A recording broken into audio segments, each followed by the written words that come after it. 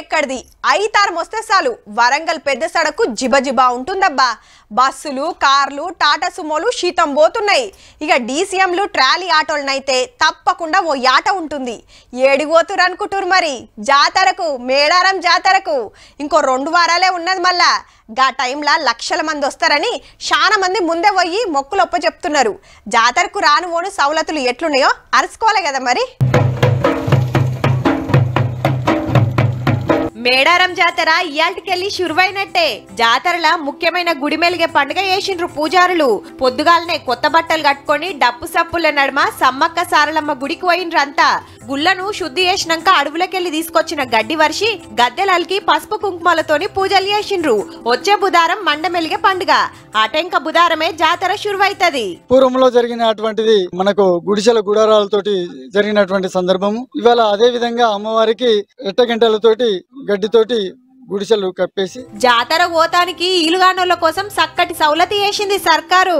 పోస్టుల బంగారం మొక్కులు పంపొచ్చు.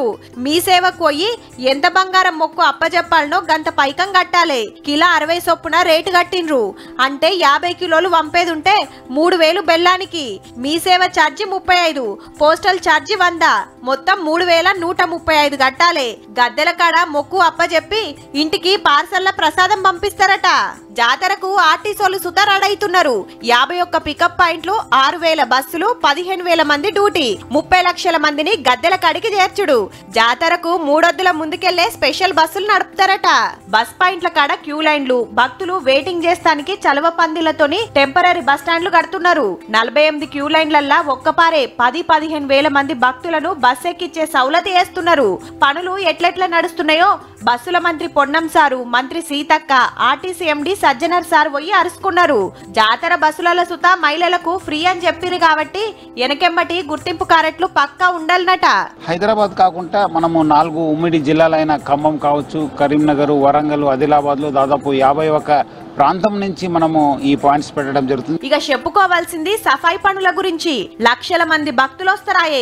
గద్దెల కాడ మొక్కులు, చుట్టుముట్టు గుడారాలు వేసుకొని తినుడు తాగుడు జోరుగా నడుస్తది. ఏడ చెత్త చెదారం జమ కాకుండా ఏ రోజుకి ఆ రోజే తీసేస్తట్టు సఫాయి ఒళ్ళను పెడుతున్నారు. మనోళ్లే కాకుండా ఆంధ్రకెళ్లి తీసుకొచ్చిండ్రు. రోజుకు 400 కూలి. జాతర టైంలో 500 ఇస్తారట. ఇప్పుడైతే 400 మంది ఉన్నారు. జాతర శురువైనాక 10 తారీఖు నుంచి 2000 మంది అట్లా జాతర వరకు 4000 మందిని మొత్తం తీసుకొచ్చి ఆల్రెడీ ఇప్పుడు పోతున్న భక్తులతోని శీతం మోపైతుందట చెత్త. రోజుకు 20 ట్రాక్టర్ల చెత్త తీస్తున్నారంటే జాతర టైంలో ఎట్లుంటదో.